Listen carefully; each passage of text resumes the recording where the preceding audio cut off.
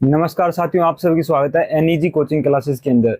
तो आज की जो अपनी क्लास रहेगी वो रहेगी टिलेज के बारे में, यानी टिलेज भूपरिष्करण। भूपरिष्करण किसको बोलते हैं आपने पढ़ा होगा इसको डेफिनेशन के अंदर, पर आज अपने डिटेल के अंदर समझेंगे और आपको पूरा भूपरिष्करण है वो एंड तक पूरा समझ में आ जाएगा। तो अपने सबसे पहले देखते हैं कि जब भी अपने सीड की सोविंग करते हैं या अपने कोई भी क्रॉप लगाते हैं खेत के अंदर, तो उससे पहले अपने को भूमि तैयार करनी पड़ती है। ऐसे तो है नहीं कि भी बीज है जो अपने सीधा ब्रॉडकास्टिंग के थ्रू छिड़क दिया सख्त जमीन पे और वो उग जाएगा, तो ऐसा नहीं है।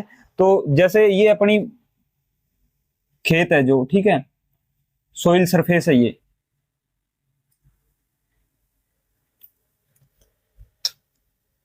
और ये अपने पास सीड है, ठीक है। तो ऐसा तो है नहीं कि अपने सीड है जो वो डायरेक्ट सोविंग कर देंगे उन सीडों की। तो अगर अपने डायरेक्ट जैसे सोविंग करेंगे, जैसे ये यहाँ पे रख दिए बीज, ये क्या चीज है? Soil surface. सोइल सरफेस यानी कि मृदा के ऊपर हिस्सा है, और ये आगे अपने सीड। तो सीड की जब अपने सोविंग करेंगे खेत के अंदर या अपने सोइल सरफेस पे, तो उससे पहले अपने को खेत है ना जो, उसके अंदर मिट्टी को हेर फेर करनी पड़ेगी, यानी मिट्टी के अंदर उल्ट पुलट करनी पड़ेगी, या इसके अंदर अपने कुछ इंप्लीमेंट के थ्रू या हाथों के द्वारा अपने मिट्टी को साइड में करेंगे। उसके बाद अपने सीड को डालेंगे, तब भी सीड का जर्मिनेशन हो पाएगा। अगर अपने इस हिसाब से अगर सोविंग कर रहे हैं तो ये जो सीड है इसका जर्मिनेशन नहीं होगा, या तो ये सनलाइट एक्सपोज की वजह से खराब हो जाएगा, या इनको कुछ चीड़ी या कुछ पक्षी वगैरह इनको खा जाएंगे, या कुछ केमिकल हार्स भी हो सकता है इसके अंदर। तो इस वजह से अगर अपने इस तरह से करेंगे तो सीड का सोविंग जर्मिनेशन है वो नहीं हो पाएगा। तो अपने जैसे घर में भी अपने गमले के अंदर पौधे लगाते हैं, तो उससे पहले अपने जो गमले की मिट्टी है उसको थोड़ा साइड में करते हैं हाथों से। उसके बाद अपने पौधा लगाएंगे, फिर उसको मिट्टी को अपने दबा देंगे। उस हिसाब से ही जो प्लांट है उसका जर्मिनेशन होता है, और इसी हिसाब से अपने खेत के अंदर जो प्रोसेस होती है। घर की बात अलग होती है कि अपने हाथों से कर लेते हैं, पर वो जो जमीन है अपनी वो हार्ड हो रखी है, ठीक है। तो हार्ड जमीन है उसके अंदर अपने हाथों से नहीं कर सकते, तो हैवी इंप्लीमेंट है अपने उनकी मदद से सोइल है उसको यूज करेंगे। उसके बाद में सीड का जर्मिनेशन होगा, तब जो क्रॉप है वो उग पाएगी या ग्रोथ हो पाएगी उस क्रॉप की। तो इसकी सबसे पहले अपने देखते हैं डेफिनेशन के बारे में। तो बहुत आसान डेफिनेशन है इसकी, वो है कि सोइल का मैनिपुलेशन करना, यानी कि सोइल के अंदर हेर फेर करना। मैनिपुलेशन का मतलब हेर फेर करना। तो सोइल मैनिपुलेशन, सोइल मैनिपुलेशन क्या चीज? सोइल मैनिपुलेशन यानी कि जो मिट्टी है उसके अंदर हेर फेर करना। तो सोइल मैनिपुलेशन है किसके द्वारा कर सकते हैं? अपने जो हैवी इंप्लीमेंट है या टूल है उनके थ्रू। तो सोइल मैनिपुलेशन या अपने कह देते हैं कि by help of, by mechanical या फिजिकल, मैकेनिकल या फिजिकल सोइल मैनिपुलेशन बाय या with help of. Help of किस चीज की अपने को सहायता चाहिए? यंत्रों की सहायता चाहिए। तो यंत्रों को क्या बोलते हैं? Tool and implements. Soil manipulation with help of tool and implementation, ठीक है। अब अपने क्यों करेंगे ये? ताकि जो सीड है उसका जर्मिनेशन अच्छा हो सके। उससे जर्मिनेशन अच्छा होगा तो सीडलिंग अच्छी बनेगी, सीडलिंग अच्छी बनेगी तो जो प्लांट है उसकी ग्रोथ अच्छी होगी। तो इसी को ही अपने टिलेज बोलेंगे। तो क्या है? Soil manipulation with the help of tool and implements, tool and implements for resulting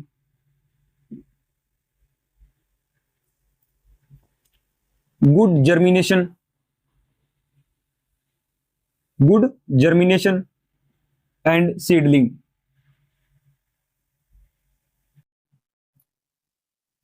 is known as tillage. अब आपको समझ में आ गया होगा टिलेज है क्या। तो जो सोइल है उसका फिजिकल या जो मैकेनिकल है वो अपने मैनिपुलेशन करेंगे, ठीक है। किसकी हेल्प से? यंत्रों की सहायता से, टूल एंड इंप्लीमेंट्स। और अगर अपने ऐसा करेंगे तो उससे क्या होगा? जो सोइल की कंडीशन है वो सुधरेगी, और जो सोइल की कंडीशन सुधरेगी तो उससे जो सीड है उसका जर्मिनेशन अच्छा होगा, जर्मिनेशन अच्छा होगा तो सीडलिंग अच्छी बनेगी, और सीडलिंग अच्छी होगी तो प्लांट की जो ग्रोथ है वो अच्छी होगी, और अपना क्रॉप प्रोडक्शन अच्छा होगा। तो इसी को अपने बोलते हैं टिलेज, ठीक है। आपको ये समझ में आ गया होगा अभी।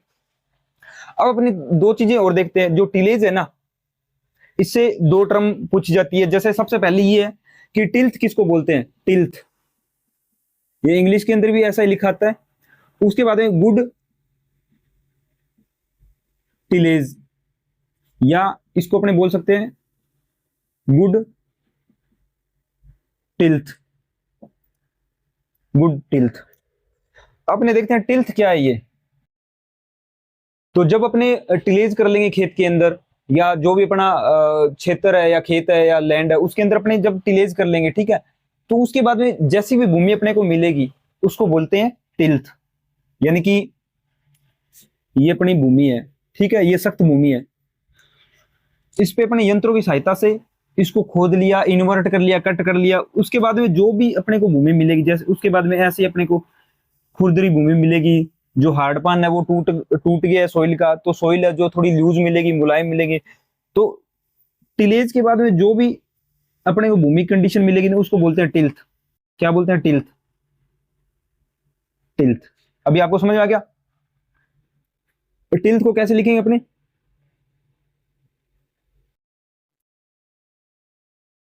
सोइल कम्स फ्रॉम टिलेज, या टिलेज का जो रिजल्ट होगा ना उसको बोलते हैं टिल्थ, ठीक है। उसके बाद में आता है गुड टिल्थ या गुड टिलेज, किसको बोलेंगे। सोइल के अंदर है ना दो प्रकार के पोर होते हैं, ठीक है।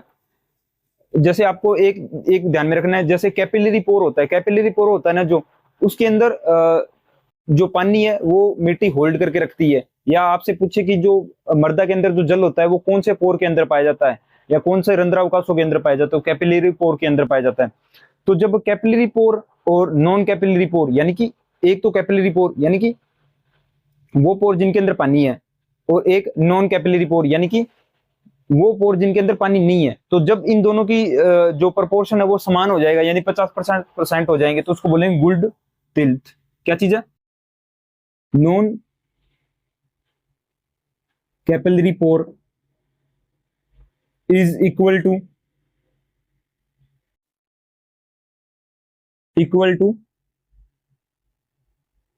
Capillary pore. समझ में आ गया। यानी कि नॉन और बाद नॉन कैपिलरी पोर है जो, और वो कैपिलरी पोर के जब इक्वल हो जाएंगे तो उसको बोलेंगे गुड टिल्थ। जो टिलेज है वो आपको इंट्रो यहां से समझ में आ गया होगा, ठीक है। अब अपने देखते हैं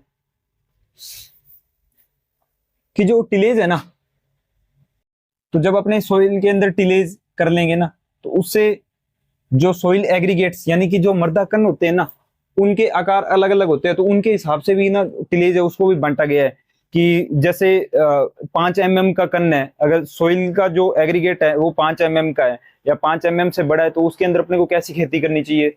1 से 2 mm है तो उसके अंदर कैसी खेती करनी चाहिए। तो हर एक का अलग अलग है। जैसे आपने ड्राई एग्रीकल्चर करनी है, तो ये तो है नहीं कि अगर ज्यादा एग्रीगेट है, ज्यादा बड़े एग्रीगेट है, तो उसके अंदर अपने ड्राई सोइल कल्टीवेशन कर लेंगे, तो ऐसा कुछ नहीं है। तो इसके लिए आप देखो, अगर सोइल एग्रीगेट, क्या चीज, सोइल एग्रीगेट्स अगर 5 mm से ज्यादा है, तो वहां पे कैसी खेती होगी, इरिगेटेड, इरिगेटेड इरिगेटेड एग्रीकल्चर। आगे समझ। उसके बाद में देखते हैं कि अगर 1 से 2 mm है, 1 से 2 mm, तो वहां पे कैसी खेती होगी, ड्राई एग्रीकल्चर।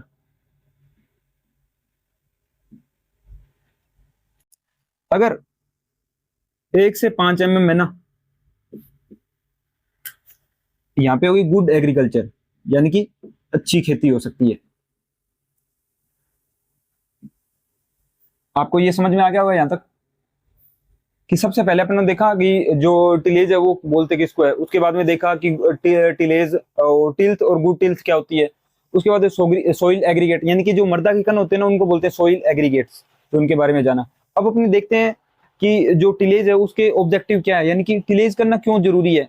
टिलेज है उसके फादर कौन है, टिलेज है वो शब्द कहाँ से लिया गया है, तो वो चीजें अपने देखते हैं। जो काफी बार एग्जाम के अंदर पूछ लेते हैं। तो यहाँ से आप सबसे इंपॉर्टेंट है वो यही है, आपको टिल्थ याद रखना है। यहाँ से सबसे इंपॉर्टेंट यही टर्म है टिल्थ। और चाहे आपको याद रहे चाहे ना रहे, हालांकि याद रह सकता है, बहुत आसान तरीके से मैंने आपको बताया, पर ये जो टिल्थ है ये आपको याद रखनी है। टिल्थ क्या है कि जब हम टिलेज कर लेंगे उसके बाद में जो भी सोइल अपने को मिलेगी ना उसको बोलेंगे टिल्थ। नेक्स्ट अपने देखते हैं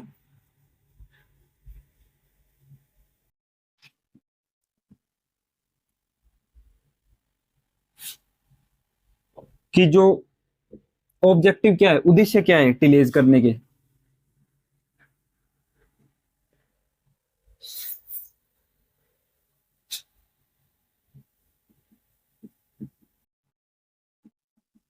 ऑब्जेक्टिव ऑफ टिलेज यानी उद्देश्य। उद्देश्य तो सबसे पहला उद्देश्य आता है कि जो वीड कंट्रोल यानी कि अपने अगर अपने टिलेज करते हैं तो उससे वीड कंट्रोल हो जाएगा। कैसे हो जाएगा? जैसे एक तो खाली खेत पड़ा हुआ है, उसके अंदर अपने एग्रीकल्चर या फार्मिंग नहीं कर रहे, तो उसके अंदर आपको बहुत ज्यादा वीड मिलेंगे। और जिस खेत के अंदर या जिस मिट्टी के अंदर अपने टिलेज कर रहे हैं, खेती कर रहे हैं, तो वहां पे आपको जो वीड है वो कम मिलेंगे। तो एक तो हो जाएगा वीड कंट्रोल। क्या चीज? Weed control. उसके बाद में टिलेज करेंगे तो उससे सोइल एरेशन है वो अच्छा होता है, यानी कि मृदा के अंदर वायु संचार है वो अच्छा होगा। क्या होगा? गुड या better soil aeration. Soil aeration. उसके बाद में जो मृदा की वाटर होल्डिंग कैपेसिटी होती है वो भी बढ़ेगी। For proper water holding capacity. उसके बाद में अगर टिलेज किए तो जर्मिनेशन भी अच्छा होगा, तो गुड जर्मिनेशन। गुड जर्मिनेशन यानी कि अंकुरण है वो अच्छा होगा। उसके बाद नेक्स्ट जो अपना ऑब्जेक्ट है वो रहेगा कि गुड जर्मिनेशन हो गया।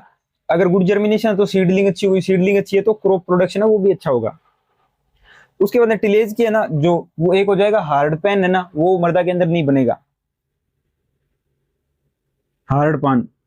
हार्ड पैन यानी कि मृदा की जो सतह होती है ना उसके नीचे एक अगर अपने ज्यादा टिलेज कर रहे हैं या अपने टिलेज नहीं कर रहे हैं या हैवी जो इम्प्लीमेंट है उसके थ्रू अपने टिलेज कर रहे हैं, तो उसकी वजह से मृदा की जो सतह होती है उसके नीचे हार्ड पान बन जाता है, तो उससे ड्रेनेज जो प्रभावित होता है। तो अपना नेक्स्ट जो ऑब्जेक्ट हो जाएगा वो हो जाएगा ड्रेनेज से रिलेटेड, यानी कि proper drainage. Proper drainage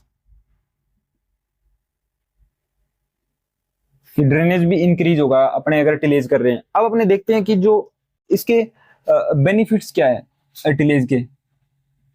benefits तो जो इसके उद्देश्य है वो इसके बेनिफिट हो जाएंगे। जैसे क्या होगा?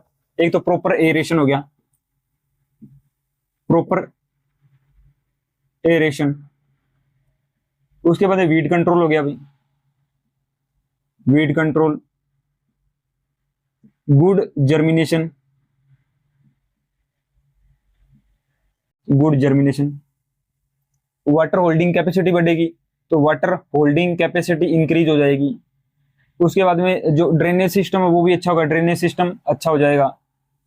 जो अब सबसे इंपॉर्टेंट आपको यहाँ पे ध्यान रखना है, पर वो मैं आपको जो फिजिकल प्रॉपर्टी होगी ना उसके उसके अंदर बताऊंगा आपको। तो ये आप नोट कर लें यहाँ से, इसके अंदर ज्यादा कोई इंपॉर्टेंट नहीं है।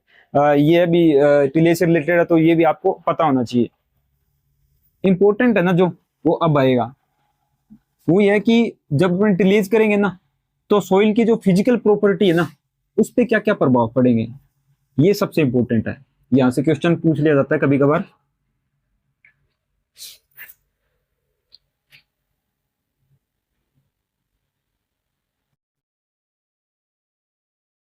इन्फ्लुएंस ऑफ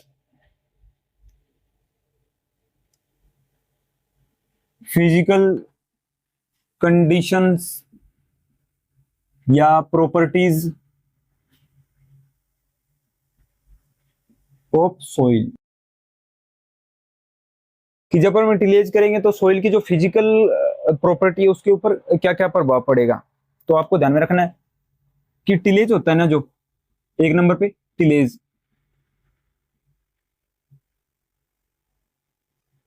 टिलेज अगर अपने करेंगे तो जो पोर स्पेस है वो बढ़ेगा, सॉइल का क्या होगा, पोर स्पेस बढ़ेगा। क्या चीज, पोर स्पेस इंक्रीज, पोर स्पेस इंक्रीज होगा, ठीक है। नेक्स्ट, अगर अपने टिलेज करेंगे तो जो सॉइल की ब्लक डेंसिटी होती है ना वो घटती है, ब्लक डेंसिटी ये घटेगी। क्यों घटेगी? तो ये कॉन्सेप्ट अपने देख लेते हैं कि क्यों घटेगी। जैसे सॉइल है वो कॉम्पैक्ट है, ठीक है, तो कॉम्पैक्ट जो चीज होती है उसकी ब्लक डेंसिटी ज्यादा होती है। अगर उसके अंदर जैसे हैवी इंप्लीमेंट अपने लगा दिया, जैसे प्लाऊ लगा दिया, कल्टीवेटर लगा दिया, हैरो लगा दिया, तो उसके बाद में जो सॉइल है वो लूज हो जाएगी। यानी कि पहले ऐसे थी, उसके बाद में लूज हो जाएगी, तो लूज हो जाएगी तो ब्लक डेंसिटी है वो डिक्रीज हो जाएगी और जो पोर स्पेस है वो इंक्रीज हो जाएगा। अब आपको यहाँ पे ध्यान रखना है कि जो ब्लक डेंसिटी है ना टिलेज की, अगर अपने बात करें टिलेज के अंदर तो ब्लक डेंसिटी घटती है, पर अगर अपने पडलिंग की बात करें, पडलिंग क्या चीज है, यहाँ पे लिखता हूं पडलिंग। पडलिंग होती है ना जो धान के खेत के अंदर की जाती है, इसमें क्या होता है कि धान का खेत है वो अपनों ने पानी से भर दिया, ठीक है, उसके अंदर फिर ट्रैक्टर चलाया जाता है, पडलर की सहायता से पडलिंग है वो की जाती है, पडलर यंत्र है वो उपयोग में लिया जाता है और पडलिंग की जाती है। तो जब पडलिंग की जाएगी ना तो ब्लक डेंसिटी इंक्रीज होगी, ब्लक डेंसिटी इंक्रीज। बस आपको ये ध्यान में रखना है कि टिलेज होता है उसके अंदर तो ब्लक डेंसिटी घटेगी और जब पडलिंग करेंगे उसके अंदर ब्लक डेंसिटी इंक्रीज होगी। नेक्स्ट अपने देखते हैं कि सोइल एरेशन, सोइल एरेशन, तो जो सोइल एरेशन है वो इंक्रीज होगा, ये मैंने आपको पहले भी बता दिया। उसके बाद में थर्मल कंडक्टिविटी होती है एक, थर्मल थर्मल कंडक्टिविटी, यानी कि जो मर्दा है अगर उसके ऊपर अपनों टिलेज ऑपरेशन है वो नहीं किए तो उस समय जो मर्दा होती है उसका टेम्परेचर ज्यादा होगा, और अगर अपनों ने टिलेज ऑपरेशन कर दिए तो जो मर्दा का टेम्परेचर है वो कम हो जाएगा, तो थर्मल कंडक्टिविटी क्या होगा, थर्मल कंडक्टिविटी कम हो जाएगी, यानी कि डिक्रीज, डिक्रीज या कम।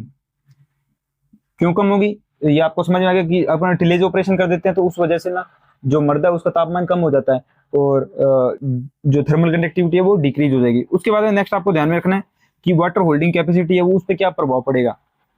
तो टिलेज कर दिया अपन ने तो उससे वाटर होल्डिंग कैपेसिटी क्या होगी, इंक्रीज होगी, तो वाटर होल्डिंग कैपेसिटी इंक्रीज होगी, ठीक है। और एक आपको ध्यान में रखना है ड्रेनेज, यानी कि जल निकास, जल निकास, तो ड्रेनेज है ना वो भी इंक्रीज होगा, क्योंकि टिलेज हो गया तो हार्ड पान है वो भी टूट गया, तो जो मर्दा के अंदर एक्स्ट्रा जो पानी है वो सोइल के नीचे चला जाएगा, तो उससे ड्रेनेज सिस्टम है वो भी अच्छा होगा। तो इन्फ्लुएंस ऑफ फिजिकल कंडीशन या प्रॉपर्टी ऑफ सॉइल, तो ये आपको समझ में आ गया होगा, जैसे टिलेज करेंगे तो पोर स्पेस है वो इंक्रीज होगा, ब्लक डेंसिटी है वो घटेगी, और जो पडलिंग के अंदर अगर बात करें तो पडलिंग के अंदर ब्लक डेंसिटी है वो बढ़ती है। सॉइल एरेशन अच्छा होगा टिलेज से, थर्मल कनेक्टिविटी कम होगी, उसके बाद टिलेज से वाटर होल्डिंग कैपेसिटी है वो इंक्रीज होती है और ड्रेनेज सिस्टम है वो भी इंक्रीज हो जाएगा सॉइल का। नेक्स्ट अपने बात करते हैं कि ये जो टिलेज है ना इसके टाइप क्या क्या है, कितने प्रकार की होगी टिलेज। उससे पहले मैं आपको एक चीज और बता देता हूं कि जो टिलेज है वो आपको भी समझ में आ गया कि टिलेज है क्या। तो अपने जानते हैं कि जो टिलेज है उसके फादर कौन है, ये शब्द है वो कहां से लिया गया है, तो ये आपको अभी अच्छे ढंग से समझ में आ जाएगा। पहले मैंने इसलिए नहीं बताया क्योंकि आपको इंट्रो ही नहीं अगर इसका पता है भूपृष्ठकरण का या टिलेज का, तो फादर या कहां से लिया गया वर्ड वो आपको समझ में नहीं आएगा। अब अपने देखते हैं कि फादर ऑफ टिलेज, ये आपने सबसे पहले देखते हैं कि जो टिलेज है ये कौन सी लैंग्वेज का है। टिलेज कौन सी लैंग्वेज का है?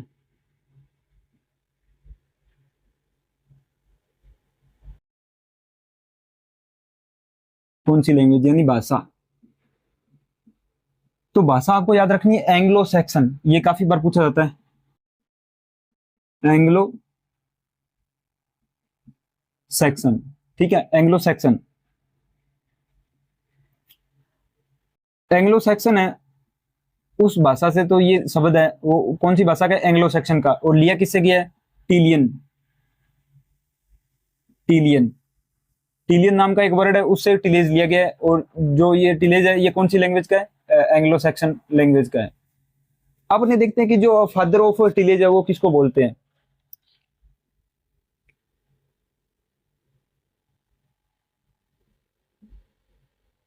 फादर ऑफ टिलेज, तो जो फादर ऑफ टिलेज है ना वो बोलते हैं जेंथ्रो टूल।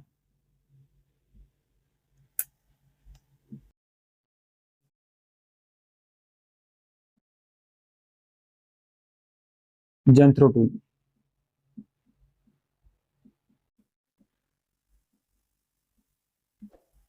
जेंथ्रो टूल नाम के एक साइंटिस्ट है, उनको बोला जाता है फादर ऑफ टिलेज। ये जो टिलेज है ना, इसके लिए जो जेंथ्रो टूल है, इन्होंने एक बुक लिखी थी। कौन सी बुक लिखी थी? बुक, उसका नाम है हॉर्स होइंग हैसबेंड्री।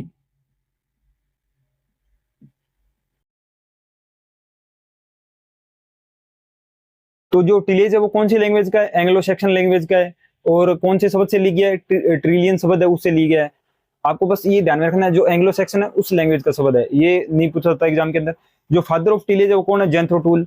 और इन्होंने एक बुक लिखी थी हॉर्स होइंग हैसबेंड्री, उसके अंदर टिलेज है उसका वर्णन किया गया था, या इन्होंने किया था। जेंथ्रो टूल क्या है? Father of tillage. और इन्होंने एक बुक लिखी थी हॉर्स होइंग हैसबेंड्री। नेक्स्ट अपने देखते हैं कि जो टिलेज है उसके टाइप क्या क्या है। क्या चीज? Types, types of tillage.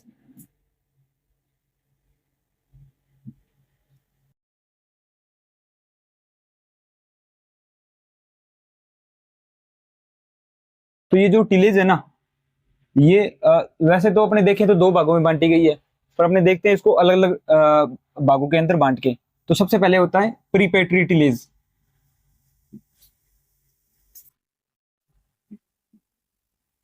प्रीपेट्री tillage,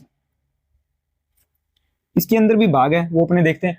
उसके बाद में आता है ऑन इन स्टैंडिंग क्रॉप, यानी कि जो प्रीपेट्री तो ये होगा कि जो अपने सोविंग कर रहे हैं या सोविंग कर दी उसके बाद में जो भी प्रैक्टिस कर रहे हैं तो वो प्रीपेट्री के अंदर आ जाएगी। और जो खड़ी क्रॉप होगी उसके अंदर जो अपने प्रैक्टिस करेंगे वो आ जाएगा प्रीपेट्री, जो स्टैंडिंग क्रॉप के अंदर। क्या चीज? Standing, in standing crop.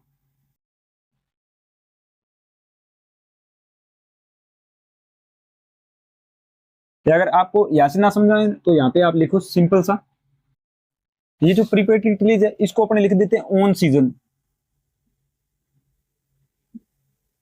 On season tillage.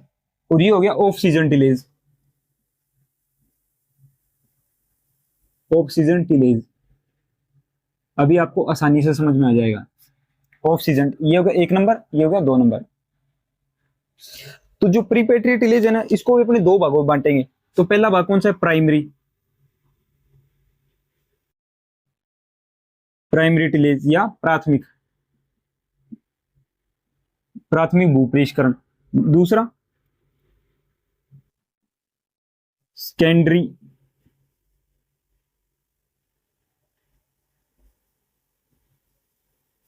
Secondary tillage या द्वितीयक, द्वितीयक भू परिष्करण। और ऑफ सीजन टिलेज के अंदर आ जाएगा जैसे अपने समर के अंदर जो कल्टीवेशन करते हैं वो। अब देखते हैं अपने प्राइमरी टिलेज है ना इसके अंदर क्या चीज होगी। तो यहाँ पे मैं लिख देता हूं एक नंबर पे प्राइमरी टिलेज।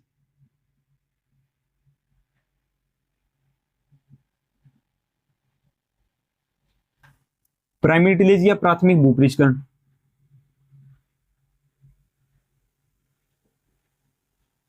प्राथमिक भूपरिष्करण। जो प्राथमिक भूपरिष्करण है इसके अंदर क्या क्या चीज होगी? तो प्राथमिक भूपरिष्करण इसके अंदर अपने सोइल है ना उसको काटेंगे, ट्विस्ट करेंगे यानी मोड़ेंगे, इन्वर्ट यानी उल्ट पुल्ट करेंगे। तो ये चीजें प्राइमरी टिलेज उसके अंदर आएगी। इसके अंदर क्या करेंगे अपने?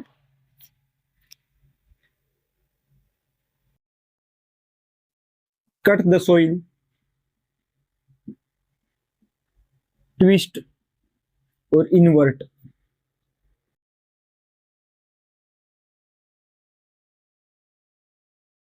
ये जहां पे तीन चीजें मिलेगी ना आपको उसको बोलेंगे अपने प्राइमरी टिलेज। क्या चीज? Primary tillage.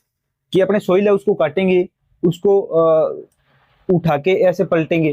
तो ये जो तीन चीज होगी ना इसके अंदर, ये प्राइमरी टिलेज के मेन ऑब्जेक्टिव यही है प्राइमरी टिलेज के।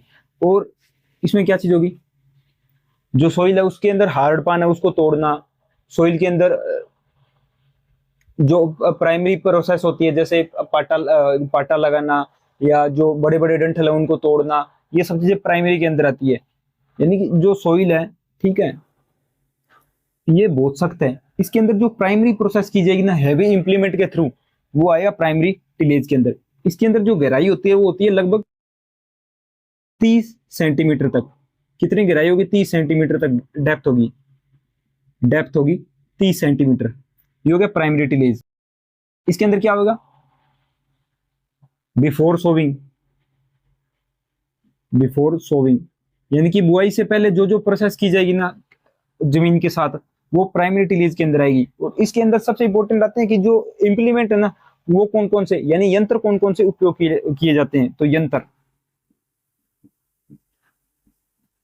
तो आपको ये ध्यान रखना है कि जो प्राइमरी टिलेज है इसके अंदर मेनली प्लाऊ है ना वो यूज किए जाएंगे। अगर आपसे पूछ ले कि जो प्लाऊ है वो सेकेंडरी टिलेज का एग्जांपल है या प्राइमरी टिलेज का एग्जांपल है, तो आपको याद रखना पी से प्लाऊ और पी से प्राइमरी। यानी कि प्राइमरी टिलेज के अंदर प्लाऊ है, या प्लाऊ कैसा भी प्लाऊ है जैसे मोल्ड बोल्ड प्लाऊ, देसी हल, इंडिजिनस प्लाऊ, डिस्क प्लाऊ, सब सोइलर, ये सब है ना प्राइमरी टिलेज के एग्जांपल है। तो मैं लिख देता हूं यहाँ पे MB plough, disc plough, indigenous,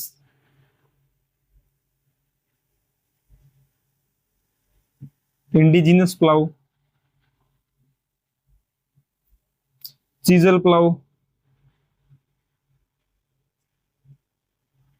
सब सोइलर,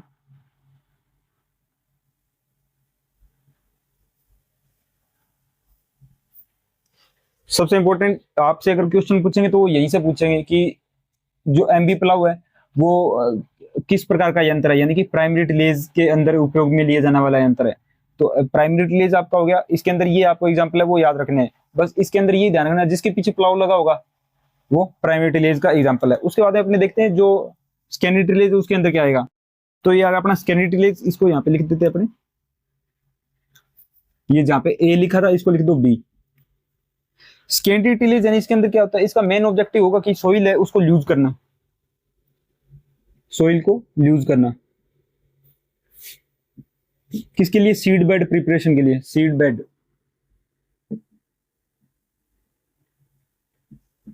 कि अपने सोइल को यूज कर रहे हैं, क्यों कर रहे हैं? सीड बेड प्रिपरेशन यानी कि बीज सही है वो तैयार करने के लिए। जो सेकेंडरी टिलेज होगा ना इसकी जो गहराई होती है वो कम होती है, यानी 30 से कम होगी, यानी ये लगभग 10 से 15 सेंटीमीटर डेप्थ तक ही काम करता है। और इसके अंदर मेनली सोइल है उसको यूज किया जाता है। इसके आपको एग्जांपल याद रखने हैं कि इसके अंदर यंत्र है वो कौन कौन से काम में लिया जाता है। यंत्र कि जहां पे भी हैरो लिखा गया ना, हैरो, वो सबके सब है ना सेकेंडरी टिलेज की एग्जांपल है। हैरो जैसे डिस्क हैरो आ गया, डिस्क हैरो वो सेकेंडरी टिलेज का है। तो जिनके पीछे हैरो लगा होगा जैसे कल्टीवेटर, कल्टीवेटर को भी ध्यान रखना है, कल्टीवेटर। अब आ गया सीड ड्रिल, सीड ड्रिल या यानी कि जो बिजाई वाली मशीन है वो किसके अंदर आएगी? तो सेकेंडरी के अंदर आएगी। Seed drill machine,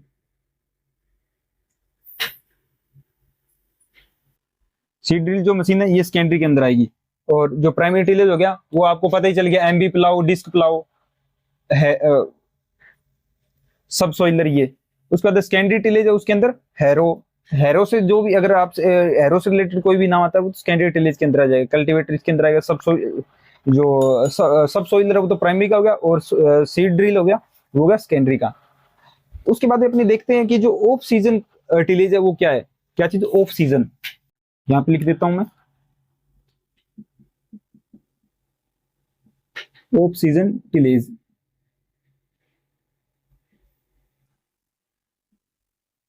off season जो टिलेज है, जब अपने खेती नहीं कर रहे, खेत के अंदर अपनी भूमि है वो खाली पड़ी है, तो तब अपने जब उस समय जो अपने टिलेज की जो प्रैक्टिस करेंगे वो आएगा ऑफ सीजन के अंदर। जैसे समर प्लाविंग यानी कि गर्मियों के अंदर गहरी जुताई करना, क्लीन कल्टीवेशन, मल्चिंग करना, ये सब चीजें आएंगी ऑफ सीजन के अंदर। तो आपको यहाँ पे ध्यान में रखना है कि समर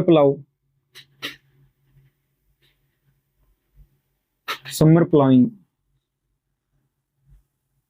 मल्च,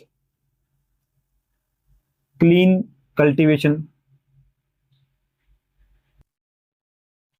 ये जो क्लीन कल्टीवेशन है ये सबसे इंपॉर्टेंट है, ये आपको स्टार लगा के याद रखना है, क्योंकि ये क्वेश्चन है जेआरएफ के अंदर पूछा गया था, जेआरएफ के अंदर पूछा गया था 2015 के अंदर, कि जो क्लीन कल्टीवेशन है ये किस प्रकार के टिलेज का एग्जांपल है। तो आपको ध्यान में रखना है कि ये ऑफ सीजन टिलेज है उसका एग्जांपल है। तो समर प्लाउ, मल्चिंग और क्लीन कल्टीवेशन है, ये सब ऑफ सीजन के एग्जांपल है। अपन देखते हैं दोबारा से कि जो टाइप ऑफ टिलेज है वो दो प्रकार के आपको मैंने बताए। पहला आता है प्रीपेटरी, यानी कि अपने को तैयारी करनी है खेत की बिफोर सोविंग और सोविंग के बाद में। तो प्रीपेटरी के अंदर प्राइमरी में क्या था कि जो सोइल है उसको अपने काटेंगे, उल्ट पुल्ट करेंगे, तो ये आ गया प्राइमरी के अंदर। प्राइमरी के अंदर अगर पूछे कि आपको इंप्लीमेंट कौन कौन से काम में आएंगे, तो प्लाउ, पी से आपको याद रखना है प्राइमरी, और पी से याद रखना है आपको प्लाउ। तो जो भी जितने भी प्लाउ वो सब प्राइमरी टिलेज के एग्जांपल है। उसके बाद में आता है सेकेंडरी के अंदर क्या करेंगे कि जो सोइल है उसको अपने लूज करेंगे, किसके लिए, फॉर सीड बेड प्रिपरेशन। उसके अंदर जो गहराई है या डेप्थ है वो 10 से 15 सेंटीमीटर रखेंगे। और इसके अंदर जो यंत्र है वो काम कौन कौन से आते हैं, हैरो आते हैं, डिस्क हैरो, कल्टीवेटर और सीड ड्रिल मशीन होती है, वो इसके अंदर काम सेकेंडरी है जो उसका एग्जांपल है। उसके बाद देखा कि ऑफ सीजन कल्टीवेशन या ऑफ सीजन टिलेज है वो क्या है। तो ऑफ सीजन टिलेज है वो क्या है, समर प्लाविंग है, मल्च है और क्लीन कल्टीवेशन है। क्लीन कल्टीवेशन मैंने आपको बताया कि ये आपको इंपॉर्टेंट करके याद रखना है कि जो क्लीन कल्टीवेशन है वो ऑफ सीजन टिलेज है उसका एग्जांपल है। नेक्स्ट अपने देखते हैं कि जो टिलेज की डेप्थ होती है ना, यानी कि गहराई है, उसको क्रीडा उसके अकॉर्डिंग 3 भागों में बांटा गया है या डिवाइड किया गया है। तो वो सबसे इंपॉर्टेंट है, वहां से क्वेश्चन पूछा जाता है एग्जाम के अंदर। मेनली जो एएफओ का एग्जाम होता है ना, एएफओ, डबल एओ और एओ, इन जो एग्जाम है उनके अंदर ये चीजें पूछी जाती है। तो क्या चीज है, टिलेज डेप्थ अकॉर्डिंग टू क्रीडा। ये क्रीडा क्या है, ये central research institute for dry land agriculture, ठीक है, ये कहां पे, हैदराबाद में, Hyderabad central research institute for dry land agriculture. इसके अंदर है ना, आपको याद में रखना है कि सेलो टिलेज, क्या चीज, सेलो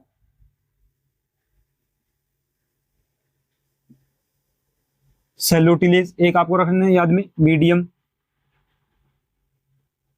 मीडियम टिलेज, एक आपको याद है डीप टिलेज। यहां पे आ जाएगी डेप्थ। तो ये जो सेलो टिलेज है ना, इसकी डेप्थ होगी 5 से 6 सेंटीमीटर। जब 5 से 6 सेंटीमीटर तक टिलेज करते हैं तो उसको बोलेंगे सेलो टिलेज। उसके बाद मीडियम के अंदर क्या आएगा, 15 से 20 सेंटीमीटर, यानी 15 से 20 सेंटीमीटर जब अपने टिलेज कर रहे हैं तो वो मीडियम टिलेज के अंदर आ जाएगा। उसके बाद डीप टिलेज में क्या होगा, 25 से 30 सेंटीमीटर। तो जब अपने 25 से 30 सेंटीमीटर तक टिलेज कर रहे हैं तो वो डीप टिलेज के अंदर आएगा। ये अकॉर्डिंग टू क्रीडा है। ये जो सेलो टिलेज है, यहां से क्वेश्चन पूछा गया था आईबीपीएस एएफओ के अंदर, एएफओ के अंदर ये क्वेश्चन आया था कि जो सेलो टिलेज है उसकी गहराई कितनी होगी। या डेप्थ कितनी हुई तो 5 से 6 सेंटीमीटर। नेक्स्ट अपने देखते हैं कि जो एक क्वेश्चन और आपसे पूछा जाता है कि जो सब सोइलर है इसका काम क्या है, क्या चीज सब सोइलर, सब सोइलर जो किसका एग्जांपल है, प्राइमरी टिलेज का। तो सब सोइलर है ना जो, इसका मेन काम होता है कि सोइल के अंदर जो हार्ड पान बना हुआ है, यानी कि लगभग 60 सेंटीमीटर के बाद में जो सख्त मर्दा है उसको तोड़ने के लिए सब सोइलर का उपयोग किया जाता है। फॉर यूज क्यों किया जाता है, फॉर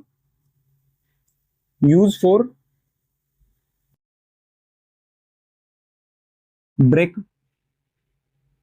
हार्ड पान of soil.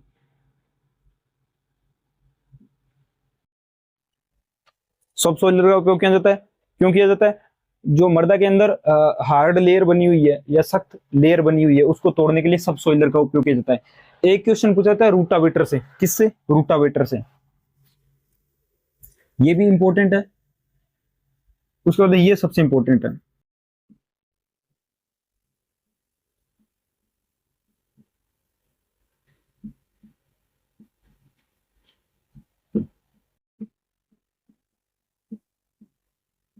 Rotavator.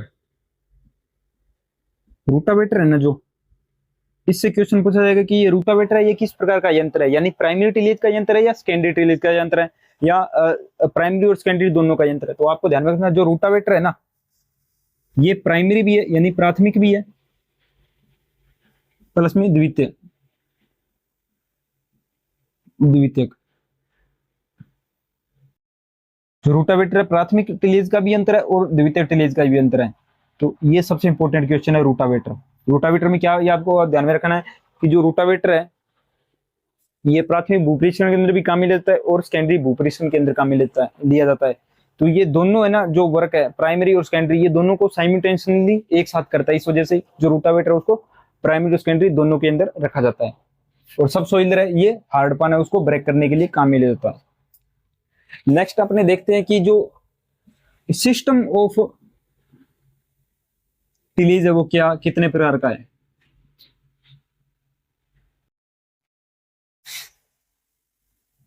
System of टिलीज,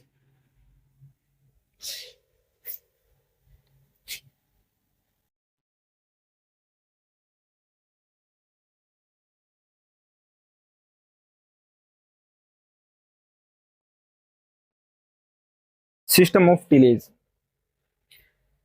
इस सिस्टम को समझने से पहले आपको ये चीज ध्यान में रखनी है कि ये अपनी ना, ये सॉइल का जो सरफेस है वो आ गया, इसके ऊपर अपने ने गेहूं लगा रखा है,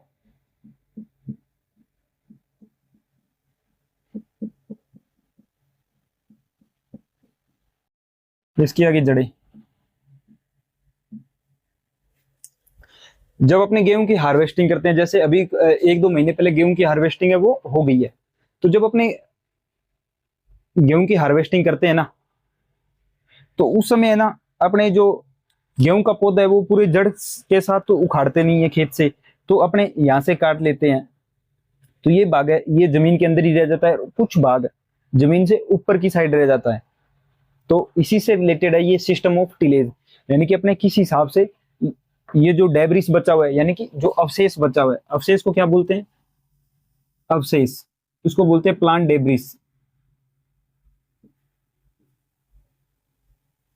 प्लांट डेब्रिस यानी पादप अवशेष। तो पादप अवशेष को अपने खेत के अंदर कैसे मिलाएंगे या उसको खेत से कैसे बाहर निकालेंगे, तो इसी पे ये ना ये सिस्टम ऑफ टिलेज है। तो अपने देखते हैं सिस्टम ऑफ टिलेज किस हिसाब से है।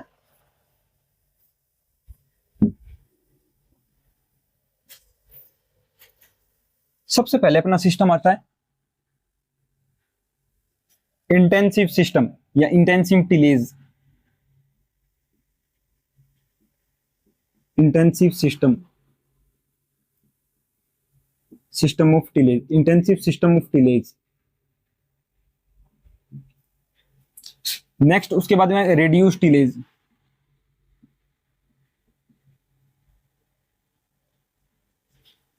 उसके बाद में कंजर्वेशन टिलेज,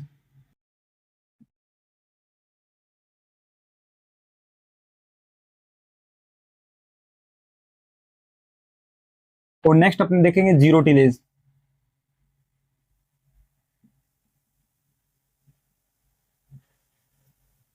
एक अपने इसी के साथ देख लेंगे मिनिमम टिलेज।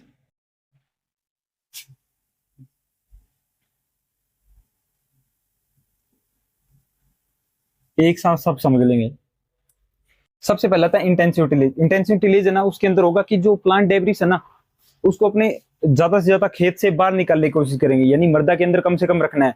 तो इसके अंदर कितना रखा जाता है कि जो प्लांट डेब्रिस है ना, या जो पादप का अवशेष है, जैसे फसल को अपने काट लिया, उसके बाद जो भी जड़ और तना थोड़ा बहुत बचा है, उसके हिसाब से अपने देखते हैं कि जो इंटेंसिव सिस्टम ऑफ टिलेज, इसके अंदर कितना रखेंगे अपने 15% से कम अपने प्लांट डेब्रिस है वो खेत के अंदर रखेंगे। तो उसको बोलते हैं इंटेंसिव टिलेज। ये अपने ज्यादातर उपयोग में ले जाता है क्योंकि अपने ज्यादा टिलेज ऑपरेशन करते हैं। उसके बाद में जैसे फसल की जो हार्वेस्टिंग है वो होगी, उसके बाद जब अपने जो लैंड प्रिपरेशन करेंगे उसके अंदर अपने ज्यादा से ज्यादा रूटावेटर का उपयोग करते हैं, ज्यादा से ज्यादा कल्टीवेटर का उपयोग करते हैं। उस वजह से ये जो प्लांट डेब्रिस है ये खेत के अंदर कम बचता है। उसके बाद रिड्यूस टिलेज। तो जो रिड्यूस टिलेज है इसके अंदर अपन रखेंगे 15 से 30% तक, 15 से 30% तक। उसके अंदर जो कंजर्वेशन टिलेज है या कन्वेंशनल टिलेज है, उसके अंदर कितना रखेंगे 30% से ज्यादा, 30% से ज्यादा रखेंगे। जो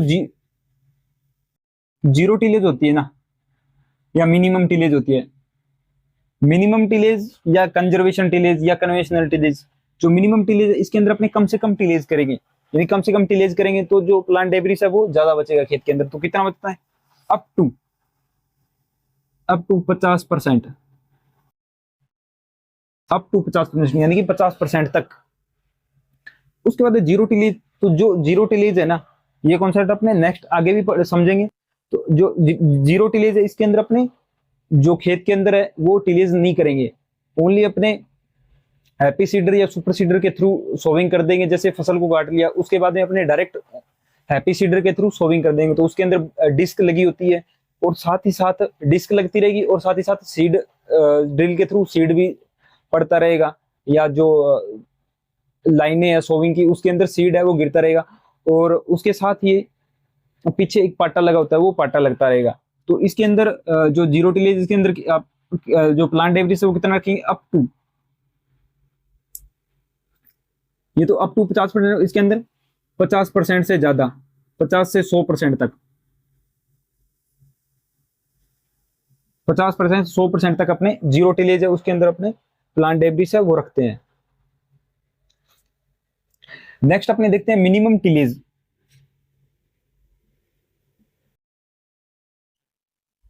मिनिमम टिलेज,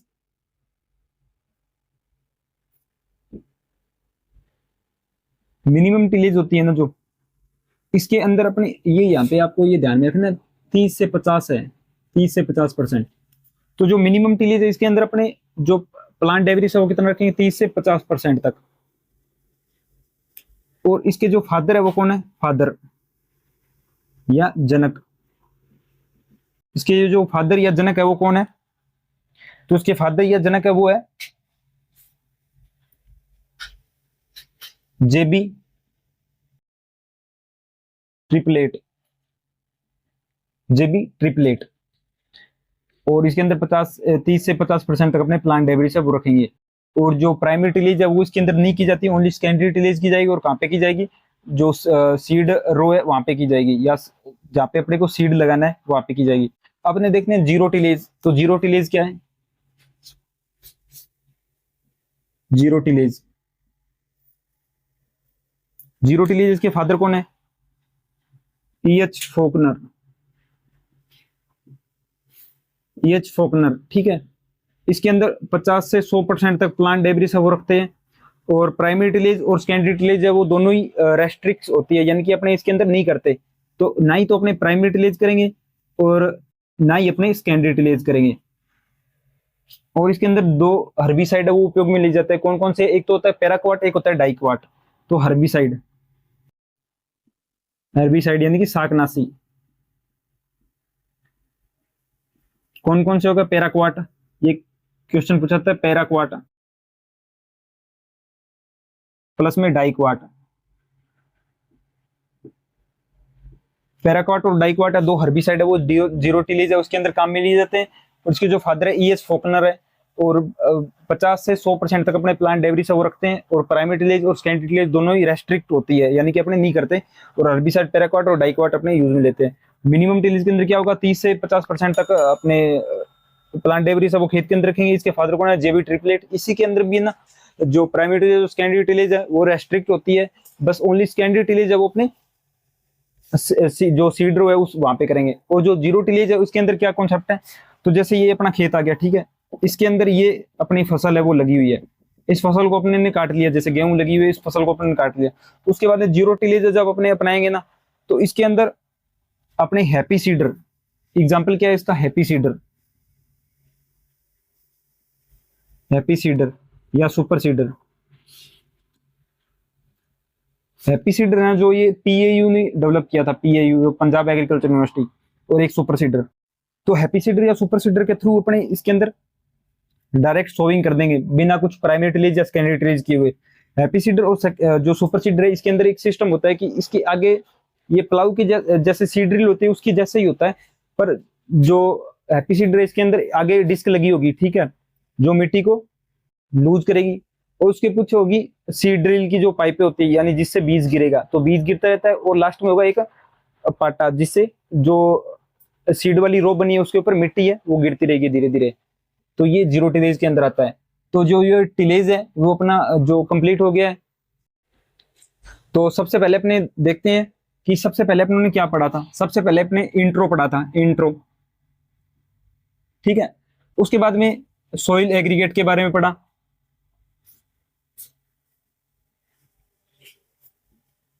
सॉइल एग्रीगेट्स के बारे में पढ़ा। उसके बाद में पढ़ा टाइप्स के बारे में,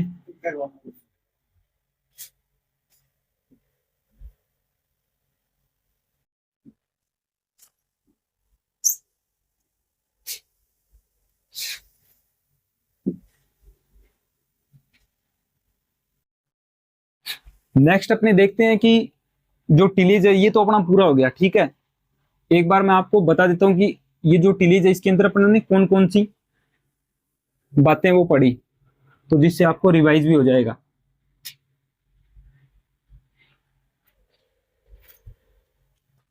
तो सबसे पहले पढ़ा अपन इंट्रो के बारे में, यानी इंट्रोडक्शन के बारे में, जिसके अंदर कौन सी लैंग्वेज से लिया गया है, इसका अर्थ क्या है, कौन इसके फादर है वो देख लिया। उसके बाद सॉइल एग्रीगेट,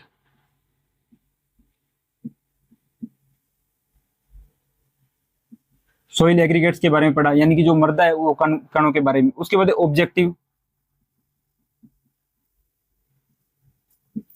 उसके बाद टाइप्स कि जैसे ऑफ सीजन और ऑन सीजन। ऑन सीजन के अंदर प्राइमरी, प्रीपेटरी टिलेज, प्रीपेटरी के अंदर प्राइमरी और सेकेंडरी। और ऑफ सीजन के अंदर क्या आ गया कि जब अपने समर डीप प्लाविंग करते हैं या मल्च करते हैं या क्लीन कल्टीवेशन करते हैं, तो वो आगे ऑफ सीजन के अंदर। उसके बाद में देखा कि सिस्टम ऑफ टिलेज, या जो सिस्टम ऑफ टिलेज इसको मॉडर्न कॉन्सेप्ट भी बोलते हैं, मॉडर्न कॉन्सेप्ट ऑफ टिलेज। तो इसके अंदर पढ़ा, इसके अंदर क्या मिनिमम था, रेड्यूस था, इंटेंसिव था, जीरो था, जीरो टिलेज था, कन्वेंशनल टिलेज था। तो ये सब देखा उन्होंने। नेक्स्ट आपको ध्यान में रखना है, एक होता है कि जब अपने खड़ी क्रॉप के अंदर टिलेज की जो ऑपरेशन करते हैं, तो कौन कौन सा ऑपरेशन है, तो आपको याद में रखना है। इन स्टैंडिंग क्रॉप, इन स्टैंडिंग क्रॉप, स्टैंडिंग क्रॉप के आपको अंदर एक ही चीज ध्यान रखना, अर्थिंग अप, अर्थिंग अप, ठीक है। अर्थिंग अप अपने आलू के अंदर करते हैं और गन्ने की जो क्रॉप होती है उसके अंदर करते हैं। एक आपको ध्यान में रखना है, ये एक तो हो गया इन स्टैंडिंग क्रॉप, अर्थिंग अप। और इसी के साथ आपको ध्यान में रखना है सेल्फ टिलेज क्या होता है। सेल्फ टिलेज क्या चीज, सेल्फ टिलेज,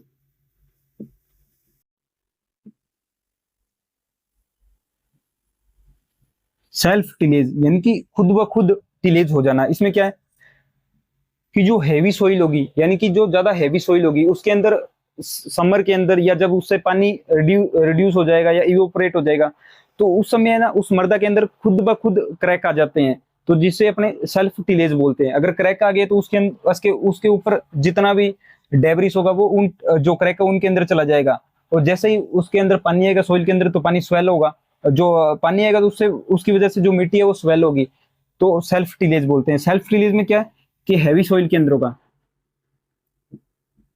हैवी सॉइल उसके अंदर क्या बनेगी, क्रैक बनेंगे, क्रैक यानी कि दरारें बनेगी। और इसका एग्जांपल क्या है, ब्लैक सॉइल। क्या एग्जांपल है, ब्लैक सॉइल। ब्लैक सॉइल है ना, इसको अपने बोलते हैं कॉटन सॉइल, कॉटन सॉइल।